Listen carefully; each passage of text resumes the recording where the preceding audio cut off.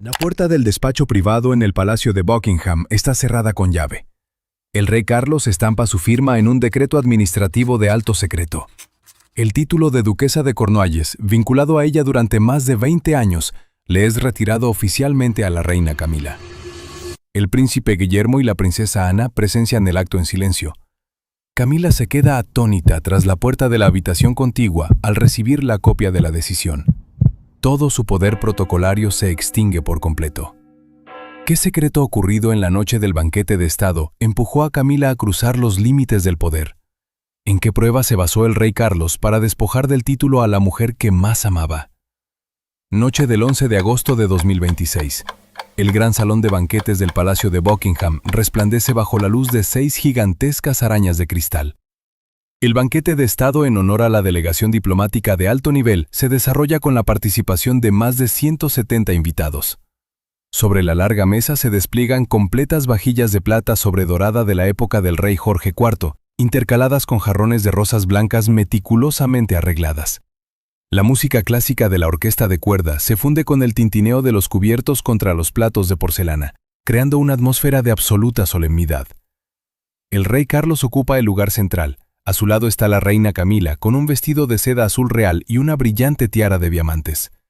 Sin embargo, detrás de esa magnificencia, un evidente desplazamiento de poder se está gestando ante los ojos de los altos funcionarios. A lo largo de la velada, el personal de protocolo, los diplomáticos y los embajadores extranjeros acuden continuamente hacia la princesa Kate para solicitar directrices sobre los cambios en el cronograma de recepción. Kate, ataviada con un elegante vestido de gala, sonríe con seguridad, resolviendo cada dilema sobre la disposición de los asientos y el protocolo de bienvenida de manera rápida y firme. El aplomo y la naturalidad de Kate para conectar con los demás suscitan gestos de aprobación de los estadistas internacionales. En el lado opuesto, la oficina de la reina Camila es completamente ignorada. Durante las 3 horas que dura el banquete, ningún funcionario de protocolo se acerca a la mesa de Camila para consultar. El plato de plata frente a ella permanece prácticamente intacto. Los ojos de Camila recorren el salón, mirando fijamente con tensión a la multitud que rodea a Kate. Cada sonrisa, cada felicitación dirigida a los príncipes Guillermo y Kate se clava como una aguja en su orgullo. Camila comprende que se ha convertido en una figura prescindible en el mismísimo banquete presidido por su propio esposo. ¿Por qué la pérdida del título de duquesa de Cornualles supone un golpe mortal a la posición de Camila? Para comprender este suceso, es necesario analizar el reparto de poder y el orden de precedencia dentro de la monarquía británica. La realeza no opera meramente como una familia, sino que funciona con la precisión de una corporación estatal milenaria regida por una estricta jerarquía. Imagine una gran corporación familiar. El presidente del Consejo de Administración incorpora a su segunda esposa a la junta directiva y le otorga el título de vicepresidenta honoraria. No obstante, el cargo que confiere verdadero poder operativo y flujo financiero para asegurar su futuro es el de directora ejecutiva de la filial más rentable. El cargo de vicepresidenta solo existe mientras el esposo permanezca como presidente. Sin embargo, el puesto de directora de la filial es la base legal que le permite tener voz ante los accionistas y autonomía financiera incluso si la empresa cambia de mando. Si pierde este puesto de directora de filial, quedará despojada de toda potestad para intervenir en las decisiones de negocio y se convertirá en una figura absolutamente inofensiva. Para Camila, el título de duquesa de Cornualles representaba exactamente ese cargo de directora de filial. Se trataba del título ligado a ella desde 2005, el fundamento jurídico que le permitió ingresar en la realeza tras años de feroz rechazo de la opinión pública. Esta dignidad no solo le confería distinción, sino que también conllevaba el control sobre una serie de prerrogativas protocolarias, personal y capacidad jurídica en los actos de Estado. Con la ascensión al trono del rey Carlos, conservar este título permitía a Camila mantener un centro de influencia independiente. Si este título era revocado, Camila quedaría reducida únicamente a la esposa al lado del monarca, sin potestad institucional alguna. Cuando la corona pasara a Guillermo, carecería de toda base jurídica para intervenir en los asuntos de palacio. La ira y la inseguridad posteriores al banquete de Estado desembocaron de inmediato en una serie de maniobras soterradas impulsadas por la oficina de la reina Camila para recuperar el control. La primera acción se desató a las 8 de la mañana del 12 de agosto de 2026. El secretario privado de Camila convocó con carácter de urgencia al jefe de protocolo real en su despacho privado de Clarence House. Sin mediar reunión conjunta alguna, el secretario emitió una orden verbal de carácter impositivo. A partir de ese momento, la lista completa de invitados, el plano de asientos y los discursos de los miembros de la realeza en los actos de Estado debían ser remitidos obligatoriamente a la oficina de Camila para su aprobación con al menos 48 horas de antelación. Esta medida pretendía despojar de autonomía a la oficina de Kate y Guillermo, forzando a todo el aparato organizativo a subordinarse a las órdenes de Camila. La segunda acción tuvo lugar a primera hora de la tarde del mismo día en el Palacio de Kensington. Al recibir el nuevo memorando del Departamento de Protocolo, el príncipe Guillermo actuó al instante. No recurrió a discusiones telefónicas. Guillermo emitió una orden por escrito a todo el personal bajo su mando: suspender de inmediato la aplicación de las directrices emanadas de la oficina de Camila. Al mismo tiempo, ordenó a su jefe de gabinete recopilar todos los correos electrónicos y documentos de intromisión extralimitada remitidos por la oficina de la reina a las dependencias gubernamentales y a protocolo durante los últimos 6 meses, con el fin de conformar un expediente de infracción de la normativa. La tercera acción consistió en una intensa labor de presión entre bastidores por parte de Camila dirigida directamente al rey Carlos. La noche del 12 de agosto, Camila entró en el salón de té privado del monarca en el Palacio de Buckingham. Llevaba consigo un borrador de estatuto operativo redactado por sus abogados privados, instando al rey Carlos a que lo firmara para otorgarle oficialmente la máxima autoridad en la coordinación de todos los compromisos exteriores de la familia real. Camila argumentó que la medida era indispensable para evitar la dispersión del poder, cuando en realidad se trataba de un esfuerzo por neutralizar la creciente influencia del príncipe Guillermo y la princesa Kate ante la opinión pública. En medio de esta tensa batalla de poder tras los gruesos muros de palacio, un detalle de archivo de hace 20 años apareció de improviso para desmoronar por completo los cálculos de Camila. Al examinar los archivos legales vinculados al título de duquesa de Cornualles en preparación para el careo, los abogados del príncipe Guillermo hallaron un acuerdo prematrimonial firmado a principios de 2005 entre Carlos y Camila. Dicho documento contaba con la ratificación de la difunta reina Isabel II y de los asesores constitucionales más veteranos de la época.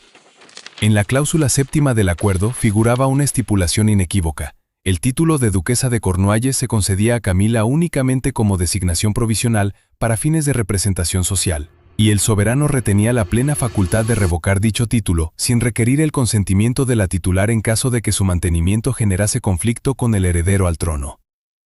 Este pormenor jurídico cambió radicalmente el panorama. Camila siempre creyó que aquel título era un patrimonio de honor inviolable que le había costado media vida forjar. Sin embargo, en la práctica, no era más que una prerrogativa condicionada. El documento de 2005 convertía cualquier intento de disputa de poder por parte de Camila en una infracción del pacto original, dotando al rey Carlos de una llave jurídica incontestable para retirarle la dignidad a su esposa sin vulnerar el orden constitucional de la corona. ¿Por qué la reina Camila estuvo dispuesta a arriesgar toda su carrera pública por una cuota de poder protocolario? ¿Y qué desgarradora decisión se vio obligado a tomar el rey Carlos al encontrarse dividido entre la mujer que amaba y la estabilidad del reino? La reina Camila pretendía asumir el control absoluto sobre todos los actos ceremoniales de la monarquía británica. Tras la coronación del rey Carlos, ella era plenamente consciente de que su posición dependía por entero de la permanencia de su esposo. Sin una autoridad formalmente asentada por escrito, su voz en los compromisos de Estado quedaría paulatinamente eclipsada ante el rápido ascenso de los príncipes de Gales. Camila se negaba a quedar relegada al papel de comparsa, situada por detrás de los jóvenes herederos en las recepciones diplomáticas. Buscaba que su despacho se erigiera en el núcleo único de coordinación, donde cualquier agenda, nómina de invitados y disposición protocolaria requiriese imperativamente su visto bueno. El primer paso para materializar este objetivo se dio en la tarde del 12 de agosto de 2026. Camila encomendó a su equipo de secretaría en Clarence House la redacción de un informe jurídico de más de 30 páginas. En el texto se proponía conceder al despacho de la reina el derecho de veto supremo sobre cualquier plan de organización en el que intervinieran miembros de alto rango, incluidos los compromisos exteriores de la Casa de Gales. Exigió además que el documento se colocara directamente sobre el escritorio del rey Carlos para obtener su firma esa misma noche. La segunda maniobra se produjo al término del banquete privado. Al enterarse de que el príncipe Guillermo había ordenado a Protocolo desestimar las órdenes de su oficina, Camila no cedió un ápice. Envió una notificación formal exigiendo al jefe de la Casa Real que todos los borradores de planificación protocolaria del año siguiente fuesen remitidos a su despacho antes de enviarse al Palacio de Kensington. Camila pretendía recurrir a la coacción administrativa para forzar a la maquinaria institucional a acatar su liderazgo, impidiendo que la oficina de Guillermo operase de forma autónoma sin su consentimiento. El trasfondo de esta ambición radicaba en una persistente inseguridad arrastrada durante décadas. Camila había dedicado más de 20 años a reconstruir su imagen pública tras el fallecimiento de la princesa Diana. Al alcanzar el rango de reina consorte, temía que todos sus esfuerzos y dignidades fuesen desechados una vez que el trono pasara a la siguiente generación.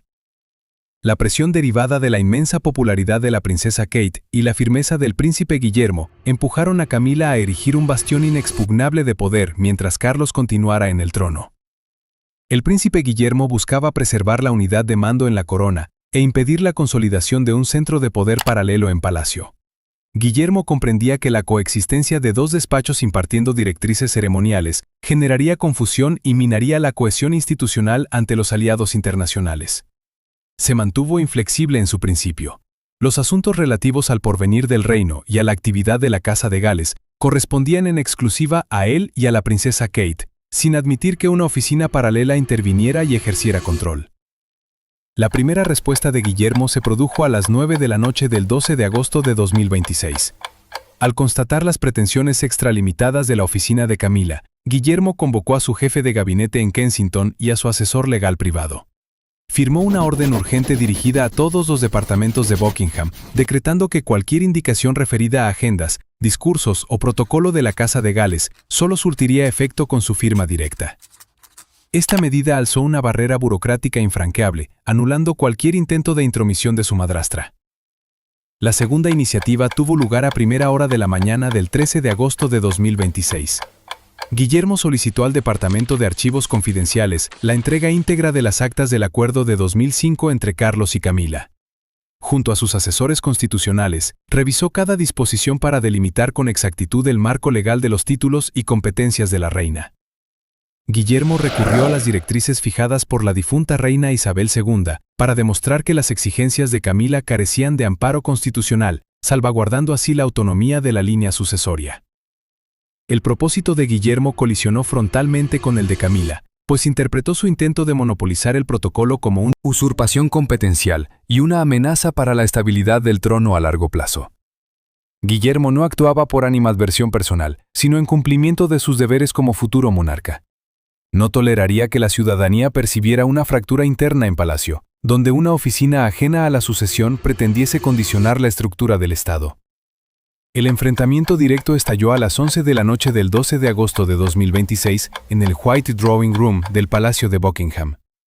Cuando el rey Carlos y el príncipe Guillermo salían de una reunión con los consejeros diplomáticos, Camila los aguardaba en el pasillo principal. La atmósfera se tornó irrespirable cuando Camila avanzó, sosteniendo la carpeta con la propuesta de nuevas facultades. Sin vacilar, Camila depositó el expediente sobre la mesa redonda dorada ante el rey Carlos. Con tono categórico, exigió al soberano ratificar de inmediato el documento que transfería el mando ceremonial a su oficina. Mirando de frente al príncipe Guillermo, Camila le reprochó a viva voz estar conformando una corte paralela en el Palacio de Kensington, cooptando al personal de protocolo y marginándola adrede en las grandes recepciones para socavar la reputación de la reina. El príncipe Guillermo no retrocedió ni mostró vacilación alguna. Se mantuvo erguido ante Camila y replicó con voz gélida pero inquebrantable.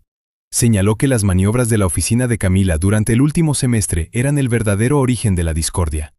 Afirmó que la confianza depositada por las autoridades internacionales en Kate obedecía a su propia solvencia, no a maniobras políticas. Guillermo declaró con contundencia que jamás consentiría que nadie interpusiera trabas burocráticas a la labor de la Casa de Gales. El rey Carlos se encontraba entre ambos, reflejando en su semblante un profundo agotamiento y pesar. Conminó a las partes a cesar la disputa, recordando que cualquier alteración del orden interno ponía en entredicho el prestigio de la institución. No obstante, el conflicto había rebasado el punto en que pudiera encauzarse con meras exhortaciones a la calma. Tras pedir a Camila y a Guillermo que abandonaran el salón, el rey Carlos permaneció a solas junto al escritorio. En ese instante, la princesa Ana ingresó por una puerta lateral. En su condición de consejera privada y hermana de criterio frontal, Ana miró fijamente al monarca y formuló una advertencia categórica. Le expuso que sus titubeos frente a las exigencias de Camila sentaban un precedente inadmisible, y que de no actuar para restablecer la disciplina, la fisura derivaría en una crisis constitucional incontrolable. La advertencia de la princesa Ana, sumada a los antecedentes aportados por Guillermo, forzó al rey Carlos a adoptar una resolución rigurosa e inapelable. El soberano contactó a su secretario privado principal en plena madrugada. Ordenó instruir una auditoría confidencial y exhaustiva sobre las facultades protocolarias, las partidas presupuestarias y la naturaleza jurídica de las dignidades asignadas a Camila, incluido el título de duquesa de Cornualles. Carlos resolvió que los afectos personales no podían anteponerse a la preservación del orden jerárquico del reino. Priorizó el aseguramiento de la línea de sucesión encarnada por Guillermo y la estabilidad de la corona, asumiendo la confrontación directa con la mujer a quien había protegido durante media vida. La apertura de esta investigación reservada transformó por completo el curso de las desavenencias en la corte. Al enterarse Camila de que su propio esposo había instruido el desmantelamiento de sus prerrogativas, el subsiguiente careo situaría el vínculo conyugal al borde del colapso definitivo. La mañana del 13 de agosto de 2026, Camila ingresó al despacho privado del rey Carlos en el Palacio de Buckingham con el rostro endurecido. No llamó a la puerta. Su bolso de mano de piel negra cayó con fuerza sobre una esquina de la mesa de caoba. Carlos, ocupado en la revisión de informes financieros, alzó la mirada hacia su esposa. El ambiente en la estancia se volvió de inmediato irrespirable. Carlos intentó abrir el diálogo planteando una fórmula de avenencia elaborada tras una noche de desvelo. Proponía que Camila conservara todas las dignidades de manera titular, manteniendo el tratamiento de duquesa de Cornualles, a condición de que su secretaría renunciara por voluntad propia a coordinar los actos de Estado y delegara la operatividad en la Casa de Gales. Camila desestimó de plano aquella salida negociada. Sosteniendo la mirada de su cónyuge, le recriminó con aspereza haber soportado más de 2 décadas de escarnio público para ocupar su posición actual. Rehusó quedar reducida a un elemento decorativo o a una figura meramente representativa dentro de su propia residencia. Camila sostuvo que una distinción desprovista de facultades reales constituía una deshonra manifiesta. Exigió que se mantuviera intacto su derecho de veto ceremonial y que la oficina de Guillermo se subordinara al orden establecido. Ante la cerrazón de su esposa, el rey Carlos abrió el cajón del escritorio y extrajo un voluminoso expediente encuadernado en piel roja. Sin mediar preámbulos, fue extendiendo las fojas ante Camila. Se trataba de una compilación de directrices extralimitadas que su secretaría había cursado de forma reservada a los servicios de protocolo a lo largo del último semestre. Documentos que disponían cambios en la ubicación de embajadores sin la anuencia del Foreign Office y comunicaciones conminando a entidades patrocinadoras a desviar recepciones de Kate hacia su persona. Cada cifra y cada rúbrica de sus secretarios quedaban registradas de manera fehaciente. Carlos le subrayó que aquello trascendía una mera pugna de influencia doméstica para convertirse en un quebrantamiento formal de la disciplina de palacio. Camila contempló la documentación con los nudillos crispados. Al percatarse de que su esposo había articulado un acervo probatorio para dejarla sin margen de maniobra, se retiró la alianza matrimonial de oro y la descargó sobre el tablero de caoba. El impacto seco resonó en el silencio del despacho. Camila se incorporó y dio 2 pasos atrás. No obstante, antes de alcanzar el pomo de la puerta, regresó, recogió el anillo, se lo colocó nuevamente, miró a Carlos con frialdad y abandonó el recinto sin pronunciar palabra. Aquel gesto dio por clausurada cualquier vía de entendimiento privado entre los cónyuges. Esa misma tarde, el vehículo oficial condujo al rey Carlos fuera de Londres rumbo al castillo de Windsor. Se convocó una sesión de urgencia en la sala del consejo privado, sin la presencia de personal de servicio. En torno a la mesa ovalada tomaron asiento el rey Carlos, el príncipe Guillermo, la princesa Ana y los 2 consejeros constitucionales de mayor antigüedad del reino. La gravedad del momento se hizo patente cuando Carlos expuso el estado de la cuestión, manifestando sus reparos ante la necesidad de aplicar una medida severa respecto a su consorte. El príncipe Guillermo tomó la palabra en primer término. Con el torso erguido y las manos entrelazadas sobre el tablero, sostuvo una postura invariable. Argumentó que la condescendencia afectiva de un cónyuge no debía anteponerse bajo ningún concepto a la autoridad y legitimidad de la institución monárquica. Guillermo expuso que tolerar 2 focos de poder coexistentes quebrantaría gravemente la percepción de la corona ante la ciudadanía y la comunidad internacional. Sostuvo que la operatividad del sistema exigía una línea de mando unívoca que fluyera directamente del soberano hacia su sucesor. La princesa Ana intervino con su habitual agudeza, inquiriendo sobre el trasfondo de las recientes actuaciones de Camila y requiriendo precisiones sobre el alcance de las interferencias en la actividad de la Casa de Gales. En ese punto, Guillermo abrió su portafolio y extrajo el registro documental compilado por la princesa Kate. La relación detallaba más de una veintena de episodios en los que el equipo de Camila había obstaculizado las recepciones a cargo de Kate, desde la retención de listas de invitados hasta la alteración no autorizada en los turnos de palabra del príncipe. El informe de Kate clausuró cualquier margen de justificación por parte del monarca. Los asesores constitucionales coincidieron en que los hechos vulneraban lo estipulado en el Pacto de 2005. La princesa Ana miró a su hermano, reiterando que dilatar la resolución solo provocaría que la controversia trascendiera a la esfera pública. Ante el criterio unánime de los miembros de su entorno institucional, el rey Carlos comprendió la inexorabilidad de aplicar las disposiciones vigentes. En la noche del 13 de agosto de 2026, el rey Carlos permaneció a solas en su despacho del Palacio de Buckingham.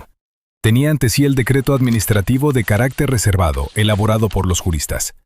El instrumento prescribía la retirada definitiva del título de duquesa de Cornualles y el cese de toda prerrogativa protocolaria de Camila. Con todo, antes de consignar su firma, Carlos incorporó de su puño y letra una disposición en el anexo. Camila mantendría la asignación económica vitalicia con cargo a su patrimonio privado, la residencia particular de Raymil House, su escolta de seguridad y su estatus como esposa legítima del monarca.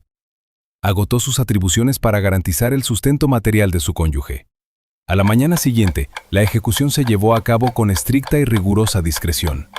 Eran exactamente las 8 de la mañana. Llegaron 2 operarios técnicos, portaban destornilladores metálicos. La puerta de roble permanecía inmóvil, la placa de bronce lucía brillante. La inscripción decía, Duquesa de Cornualles. Uno a uno, los tornillos fueron retirados. Se oyó el tintineo del metal al caer. La placa se desprendió de la puerta. Quedó al descubierto la marca de pintura antigua. El despacho quedó formalmente precintado. Se procedió al traslado de todos los legajos. 20 años de potestad quedaron extinguidos. No me dio comunicado alguno. La revocación quedó plenamente consumada. Apenas retirada la placa, Camila solicitó una audiencia privada con el príncipe Guillermo en Clarence House, al margen de secretarios y consejeros. Cerrada la puerta del salón, ambos quedaron frente a frente ante una mesa auxiliar. Camila observaba al primogénito de su esposo con semblante exhausto, mientras Guillermo conservaba una actitud sobria y distante. Guillermo inició la conversación con frontal franqueza. Reconoció las complejidades y sacrificios asumidos por Camila a lo largo de décadas para permanecer junto a su padre. Aseguró que su proceder no obedecía a animadversión ni a desquites del pasado. Con todo, ratificó un principio rector. La institución solo es viable mediante la concentración de la autoridad en una única instancia, recayendo en él la obligación de velar por ese porvenir. Ante la firmeza exenta de acritud de Guillermo, las defensas de Camila cedieron. Reconoció que su principal recelo era el ostracismo definitivo ante el relevo generacional. Asumiendo la irreversibilidad del cambio, Camila aceptó replegarse de forma ordenada. En contrapartida, requirió el compromiso formal de Guillermo de que Carlos no sería forzado a ofrecer explicaciones públicas sobre la decisión adoptada. Formalizados los acuerdos administrativos tras puertas cerradas, quedaba la incógnita de cómo afrontarían Camila y la familia real la exposición pública en el balcón ante la mirada de millones de observadores. Mañana del 14 de agosto de 2026. El acceso al antiguo despacho de la duquesa de Cornualles en el Palacio de Buckingham permanece clausurado. La placa de bronce que consignaba su designación fue derivada a los depósitos de la Casa Real. Camila no asiste a las reuniones ordinarias de protocolo. Pasa la mayor parte de sus jornadas en su finca privada de Raymil House, en Wiltshire, a casi 2 horas de trayecto desde Londres. Quedó anulada toda potestad de intervención en misiones diplomáticas y en el orden de prelación de actos de Estado. Como contrapartida, sus cuentas perciben las asignaciones de manutención sufragadas por el patrimonio privado del rey Carlos, y 4 miembros del Servicio de Protección custodian los accesos a la residencia. Preserva su seguridad patrimonial, pero ha perdido su predicamento protocolario. En el Palacio de Kensington, el príncipe Guillermo y la princesa Kate asumen la coordinación íntegra de los compromisos de Estado de la corona. En el escritorio de Kate descansa la nómina de delegaciones internacionales para las visitas de otoño, cursada directamente desde el Foreign Office sin requerir trámite alguno en Clarence House. La cadena de mando queda redefinida desde la línea sucesoria, descartando cualquier dispersión de atribuciones. El rey Carlos prosigue con su agenda en el Palacio de Buckingham. Revisa los expedientes desde primeras horas. Conserva en su mano el anillo familiar, pero la persona que lo acompañó durante medio siglo ya no toma asiento a su lado en los cónclaves estratégicos de la corte. El soberano salvaguardó la estabilidad dinástica y preservó la posición de su heredero, asumiendo como contrapartida la soledad de las determinaciones de su reinado. La revocación del título de duquesa de Cornualles a Camila suscita interrogantes de calado sobre la naturaleza del poder y los mecanismos operativos de la monarquía británica. En primer término, en el plano organizativo, cabe preguntarse si la marginación definitiva de la reina garantiza una estabilidad efectiva para la institución. Al concentrarse las atribuciones ceremoniales en el príncipe Guillermo y la princesa Kate, ¿cómo se delimitarán las competencias entre el monarca reinante y el heredero en caso de surgir discrepancias de criterio en política exterior? En segundo lugar, en el terreno de los vínculos familiares, la determinación del rey Carlos plantea si se trató de un ejercicio de responsabilidad institucional o de una severidad extrema. La trayectoria de quien afrontó el reproche social para integrar a su consorte en la realeza y concluyó su reinado firmando la retirada de sus dignidades por razones de Estado. ¿Se entenderá esta renuncia como la salvaguarda debida de la institución o como una claudicación ante las exigencias del sucesor? Por último, el repliegue reservado de Camila en Rey Mill House plantea la duda de si constituye una asunción definitiva de los hechos o una retirada estratégica a la espera de nuevas dinámicas en el seno de la corte. ¿Considera que la decisión del rey Carlos respecto a Camila fue un acto indispensable de firmeza institucional o una severidad desmedida hacia su cónyuge? Comparta su perspectiva en la sección de comentarios. Suscríbase al canal para continuar examinando los expedientes reservados de las casas reales más influyentes del mundo.